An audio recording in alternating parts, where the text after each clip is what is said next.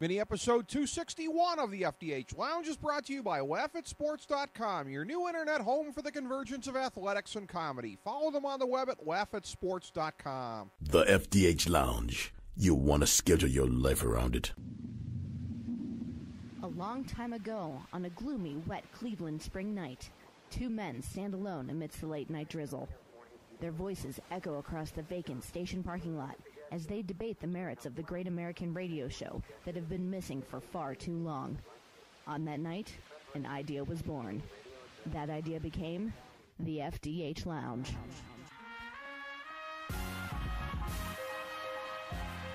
Welcome to the FDH Lounge. All right, folks, breaking down the NFC South in 2012 and the 2013 season. Looking ahead, Rick Morris and Kyle Ross for the FDH Lounge. You've got the Atlanta Falcons, the constant here at the top of the division the last couple of years. 15-3, they were the number one seed in all the NFC this past season. I see this as being a division with a fair amount of continuity in terms of records. Not everything being exactly the same, but the general shape of this division I see as having a lot of continuity in 2013. We haven't really differed on too much yet here. I don't know if this will be the first time we do or not, but at 11-5, a little bit of a regression in terms of record, but I still see the Atlanta Falcons at the top of this division. I think this past year was a year of building and of consolidation for them, and again, I don't think they're ready to take that next step, largely, again, because of the depth of the NFC. I'm not going to forecast them to make the Super Bowl next year. I think it's going to be another year where they end up going out in the playoffs here at some point. But at 11-5, they had a 6-game gap. You talk about these gaps at the top of a division. I don't think anybody in this division can make up the 6 games on them. I think it'll be closer. I think they win the division by 2 games over New Orleans. But I've got Atlanta winning the division at 11-5. You know, we kind of didn't do this necessarily. Well, I think we did with the North because, you know, just looking at it, you know, Minnesota was the... It's funny. With the first 2 divisions that we did in the NFC, the East and the North, we nailed 2 of the teams. At least I remember I did. In the East, the Giants and Dallas were who I thought they'd be before the season, to the T. In the North, and then Washington was the clear overachiever while Philly was the underachiever. In the North, Green Bay was essentially what I thought they'd be before the year. Maybe a little short. I thought they'd be probably getting the NFC Championship game. Chicago, while their record was pretty much what I thought it would be, I thought they would win the NFC before the year, and that didn't happen. I thought they could win possibly as a 10-6 team, and then Detroit was the underachiever, Minnesota the overachiever. This was an interesting division, the South, because the division was largely over very quickly because the Saints went in the tank very early and started 0-4. Carolina was a disappointment. Who called it? These guys. We did. You and I were very big on this. We said that was our top future wager. Take the Saints under 10 wins. They wound up with 7. Yep. Looking at next year, I just want to say this. Atlanta, they slightly overperformed my expectations. I did not have them at 13 wins. I don't think I did either. New Orleans and Tampa Bay were essentially who we thought they were. I think I said Tampa Bay 6-10. They were a little bit better. Carolina was a mild disappointment for me. I thought they'd be 9-7. They lost a lot of close games. So we've got what would appear, and you obviously are of this mindset, to be a division like 3 of the divisions of the AFC, where it's, you know, one team way ahead of the pack. I'm disagreeing with you here. I think it'll be closer. I think it's going to be fairly narrow. I think this is the first one where we kind of disagree at how a division's going. Okay. There's never been a repeat winner in the history of this division. Keep in mind. But didn't Atlanta do it the last 2 years, or was New Orleans the winner of the year? Oh, New Orleans won it the year before. Okay. I think the Saints are going to win this division next year. Atlanta will finish second and get a wild card. They will be jumped by either New Orleans or Carolina. Okay. And I'm with you. I could see the Falcons 10-6 maybe, although they're bad. I mean, it's tough because they look great in every regular season, but they're not going to play the. Remember, they went 4-0 against the AFC West. Who's the AFC division these guys play? Well, they play the NFC South. The AFC East and the NFC West. So they get the NFC West.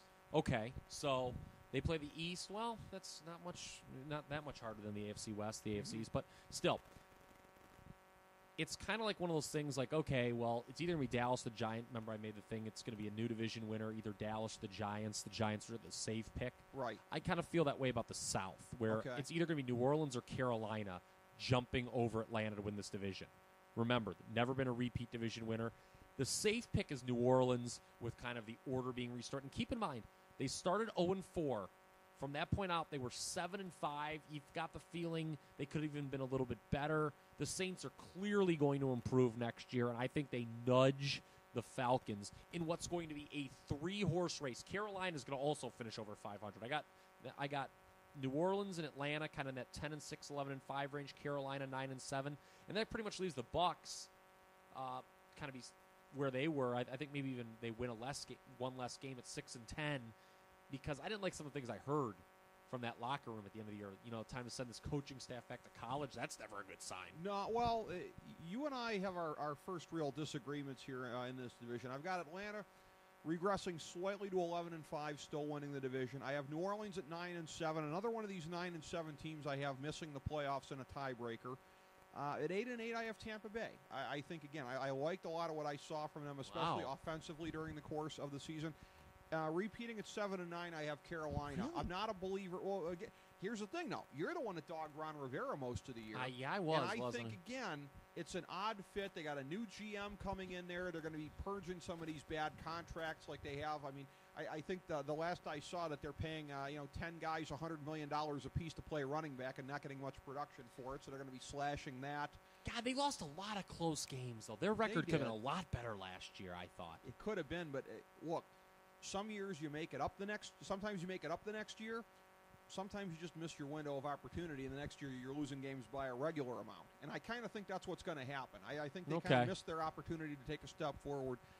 Ron Rivera, again, I've come around to your point of view on this. They saved his job with the 4-game win streak at the end of the year, which I kind of think... They did, but here's the thing, though. They beat a lot of bad teams. I'm not even going to compare which them... they did 2 years ago, too. Yes. I'm not even going to compare them as far as where they're at right now to Oakland.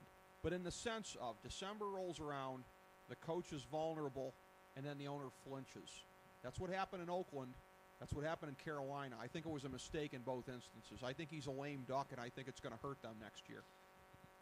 I don't know. I'm still... Cam Newton was really good in the second half of the year. He was. Yeah, I mean, he seemed... Everyone dumped on him. Lost his old coordinator he's had the 2 years, though. That's Chud goes that's to true. Cleveland. And, you've pretty much talked me into picking New Orleans to win this division, by the way. Really? Okay. Yeah.